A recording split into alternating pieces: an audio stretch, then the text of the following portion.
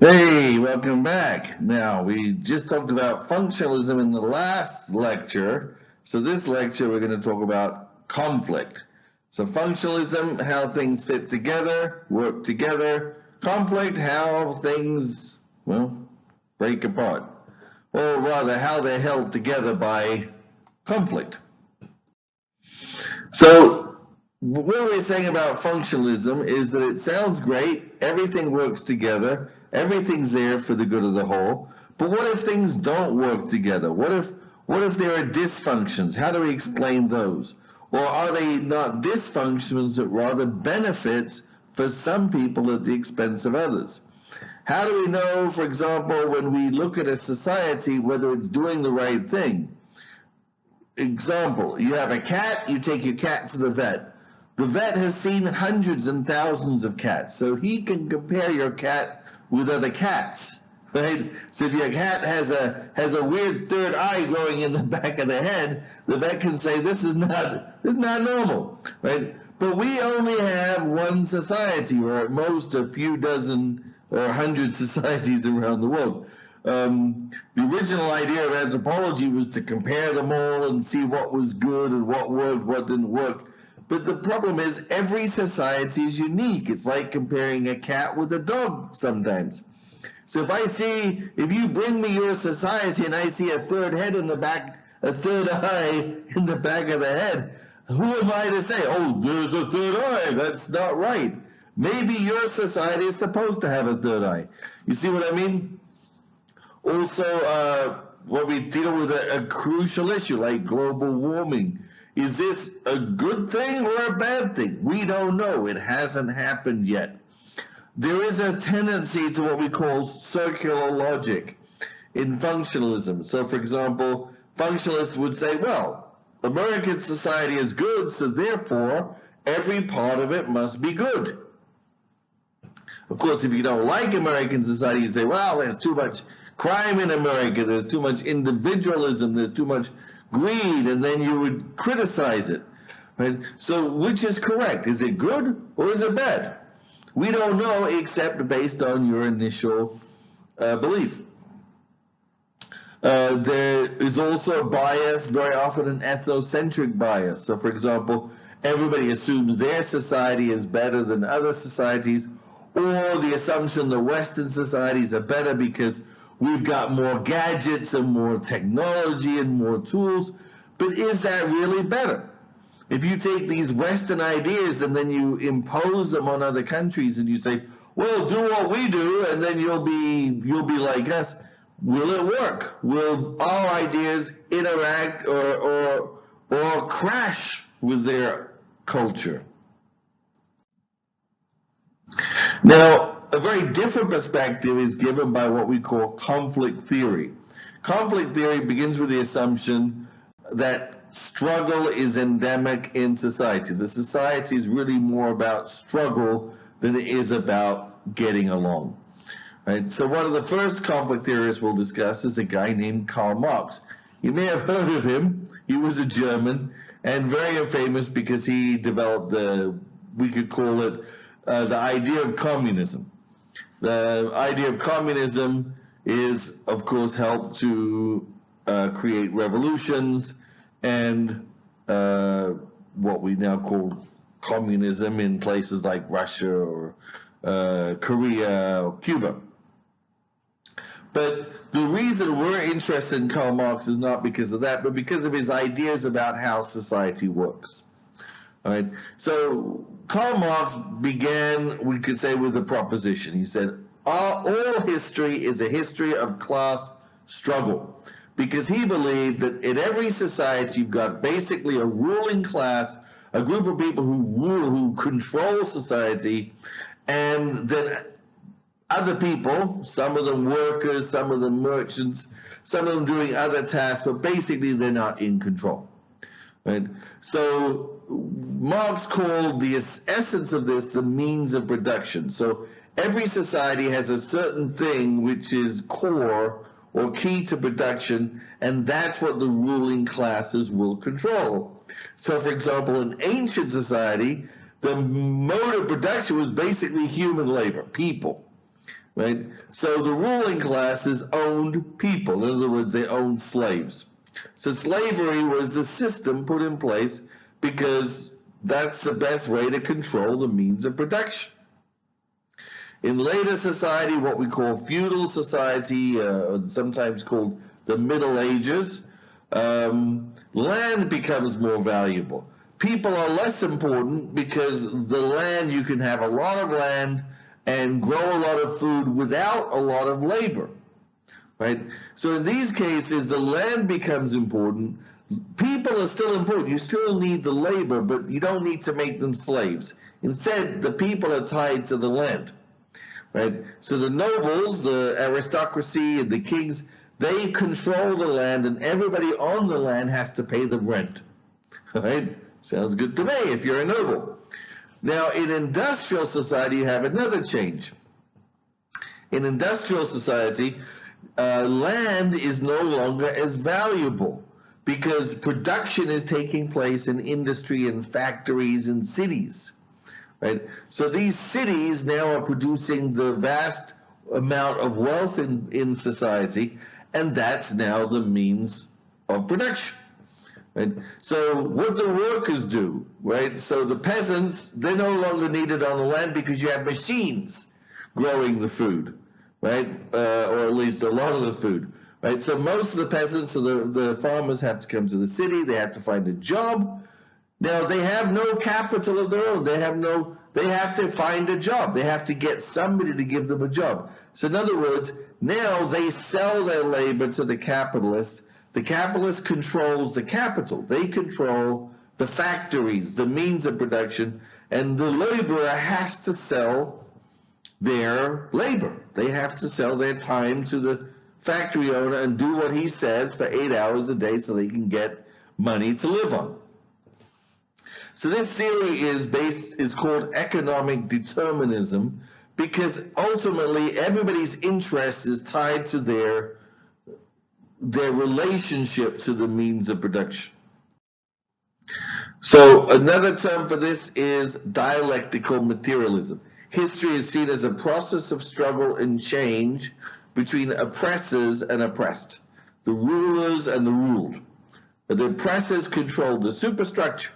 So the superstructure is the state, the religion, the culture, and this creates a false consciousness or a belief system. So we go to school, we're told our society is great. We go to religion, they tell us, do your job and stay in your place and you'll go to heaven.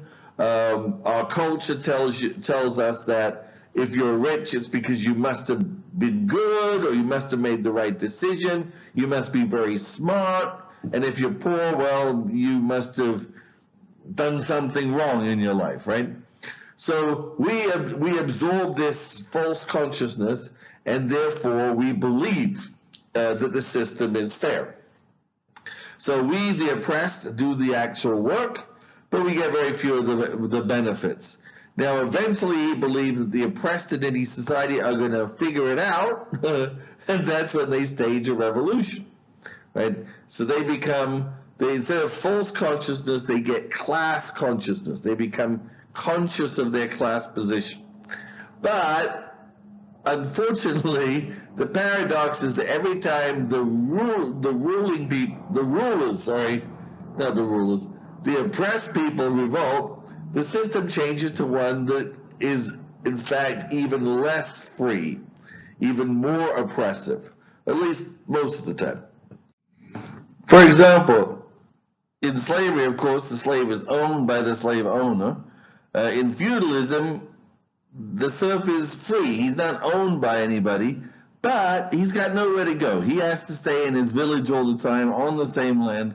So, in fact, he always has to pay rent to the Lord whenever the Lord comes around looking for money. In capitalism, again, the worker seems to be even more free. The worker can move around. He can go anywhere he wants. He's not tied down. But if he wants to live, if he wants to have a house or a place to stay, and he wants food to eat, and he wants a decent chance of getting a date on a Saturday night, he needs money. where is he going to get money? He can only get money by getting a job. So basically, the capitalist is in complete control, because only by going up to the capitalist and saying, please give me a job, I'll do anything, within reason, of course, we get the money that allows us to survive and have a good time every now and again. Now, there is a difference when we get to the end of capitalism. He believed that for various reasons, that was the time where you could create a perfect society called communism. We will talk about that later in the course.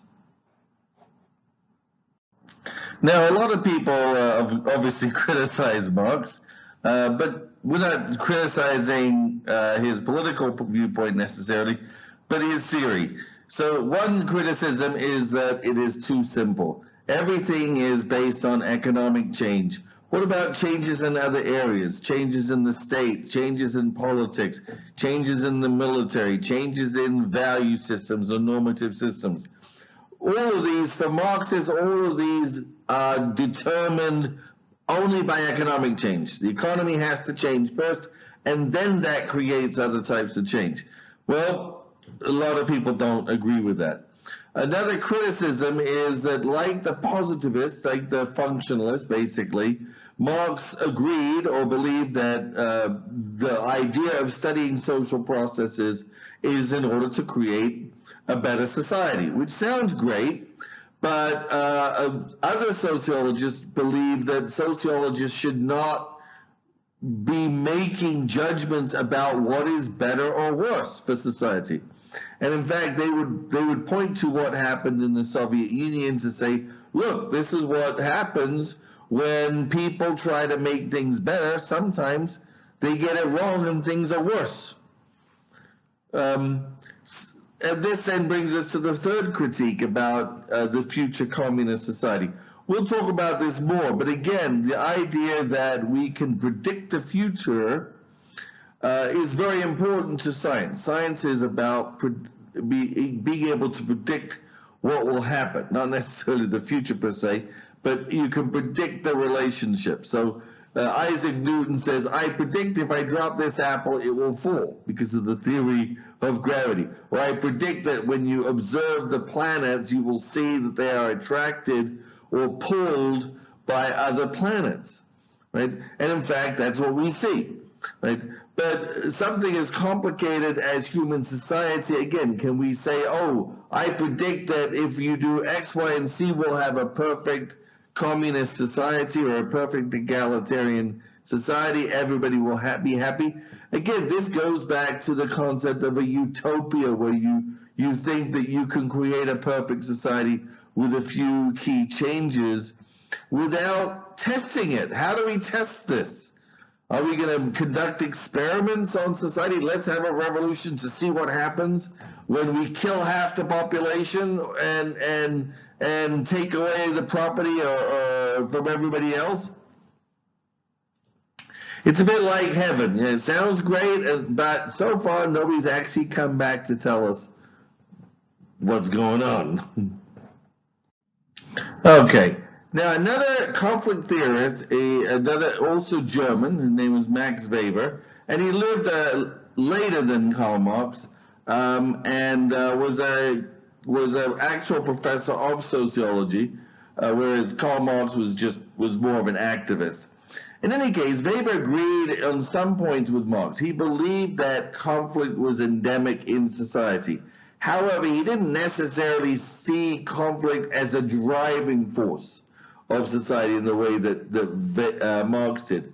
And also, he saw conflict in terms of not just one kind of power, not just economic power, but three types of power. So just to go over them quickly, class, for example. Class is somewhat similar to Marx's concept of class in that it refers to the amount of wealth people have. Not just income, but wealth. So wealth is the ability to buy things, right? So if I've got $1 million in the bank, I can buy a factory, I can buy a yacht, I can buy an airplane. I can basically buy what other people have made. That's power. I'm buying other people's labor. right? So that's one form of power. Another form of power Weber thought was independent. In other words, it did not depend on the amount of money you have. It's called status. So status is the belief that you're better than other people in one way or another. So, for example, take a doctor, right? He can cure people. He's gone to college for many, many years. He's done a lot of studies and research, right? So we hold him in high esteem. He knows more about medicine than I do, and we have a positive image of doctors. So in other words, he has positive status. And even the richest person in the world is going to do what the doctor says because he believes the doctor knows better, right? So that's one form of status. We can say that it's tied to professions, right? Certain professions have high status because we look up to them, right? But there are other statuses which are based on, for example, race. They can be negative statuses. Gender also creates different statuses, right? Caste systems, ethnicity. So these are statuses that are sometimes imposed on people where we look down on people because of their status. Now, another form of power is called party. And that sounds like a great thing, but Weber did not mean just going up and bouncing up and down and listening to loud music. No. He meant by party the ability to organize. So, for example, the state is an organization of people in a bureaucracy or a hierarchy.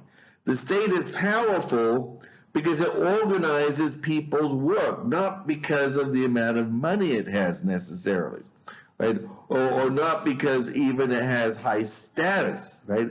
Everybody hates politicians, right? But they have power because they're in the position of power. They get to vote in Congress or make decisions in the Supreme Court or in the White House, right? So the power there is the power of position in an organization. There are other types of organizations. The military. Why was the Roman Empire so powerful? They didn't have better technology than their enemies. In fact, many times they had worse technology. But they were disciplined and they were organized, right? So because of that, they were able to control and dominate vast areas, right? Vast areas of the world because of their organization. So party is very, very important. And even in social movements or unions, people are organizing, and you can organize, you can have a strike. And if you have a strike, that means the wealthy person can't make any money, so he's forced to deal with you. You force him to say, okay, give me more money. And in fact, these forms of power, although they're independent, can influence each other. So, for example, you can use your party power to increase your class power to a certain extent, right? So, for example, American middle class of today are people whose parents and grandparents used to be workers. But the workers got unionized during World War II and the 1940s and the 1950s. And these unions were able to increase the salary of their workers so that then they could buy cars, they could buy houses, they could send their kids to college. So when their kids graduated, they were no longer working class. They were middle class. You see what I mean?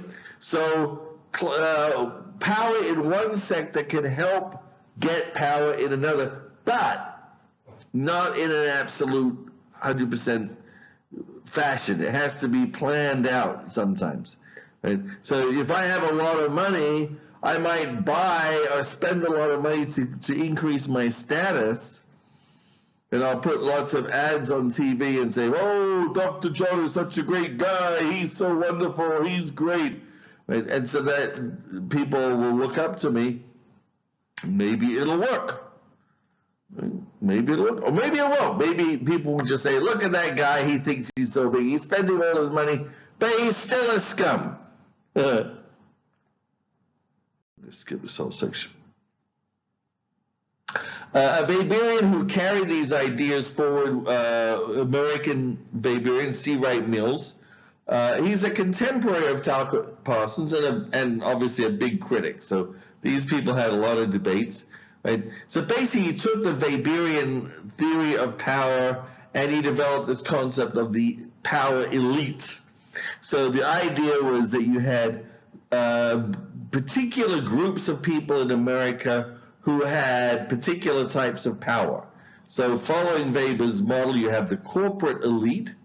So the corporate elite had primarily economic power, because you're talking about major stockholders, very rich people, company presidents and CEOs, right? So these people control the wealth of the country, right, or most of it.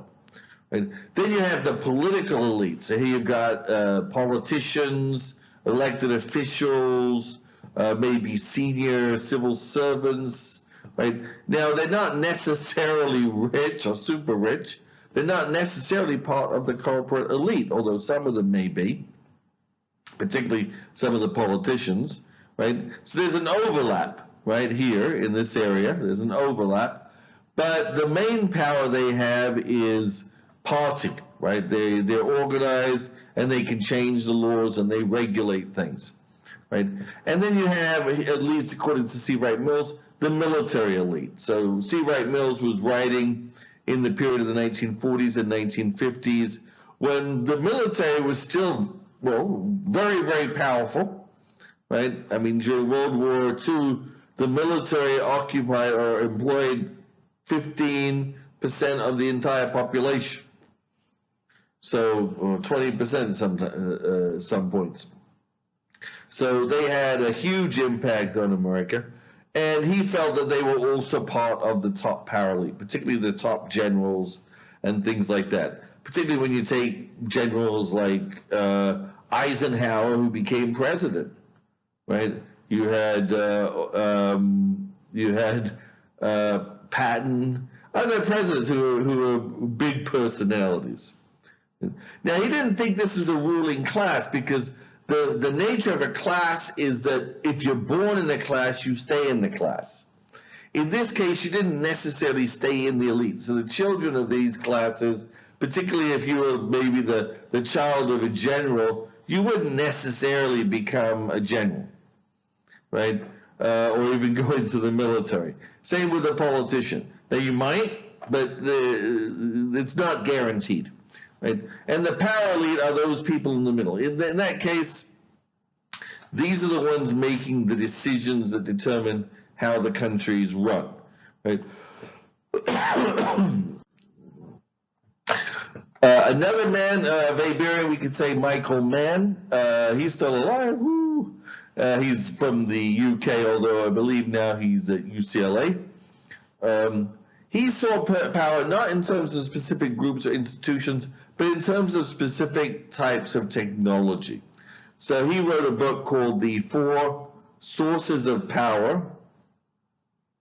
Economic power was one of them. So again, like Weber, the economic power is wealth, but it's also economic technology, the technology of trade. So for example, if you have a camel in the desert, this is a source of power because you can trade across the desert, whereas somebody who's walking is powerless. They can't survive in the desert.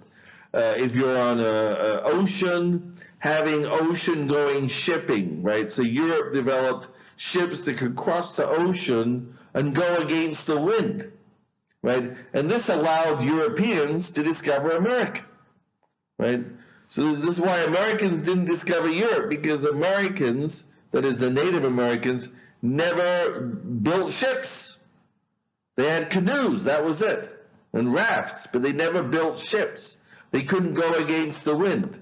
Right? So that technological edge in economics, that is power. Right? Ideological power, the use of values, the use of norms to force people to do things. Also an ideological power includes the writing as a technique, the ability to write things down and have them remembered and passed on to the next generation, or spread over thousands of miles. So if I am a king, I can write down my edict and it can be spread out. And this is a form of ideological technology which creates, again, power.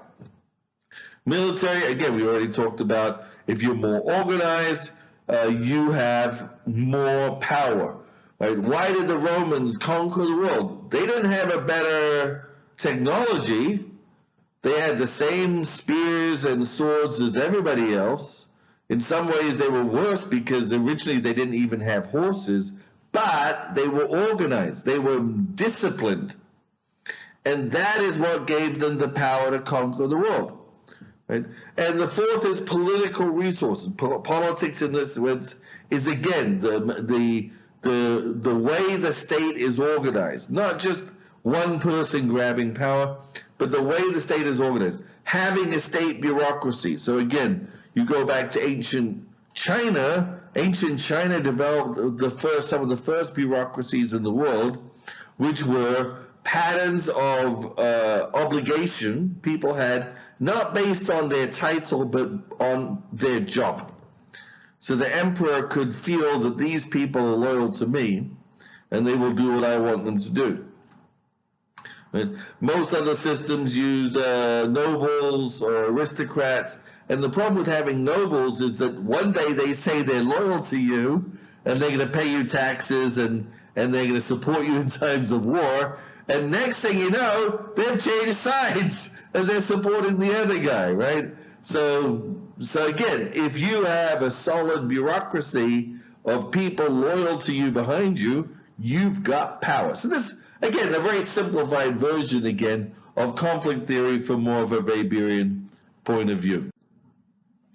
And a lot of other theories, critical theory, discusses the use of mass culture to indoctrinate and control people. So, for example, think of concepts or the way that the World Trade Center issue was manipulated to invade Iraq, for example, right?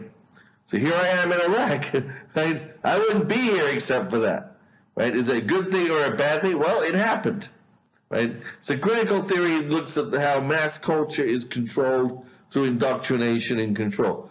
Feminism, of course, is another form of conflict theory. Feminism argues that we live in a patriarchal society where men have more privileges than women have.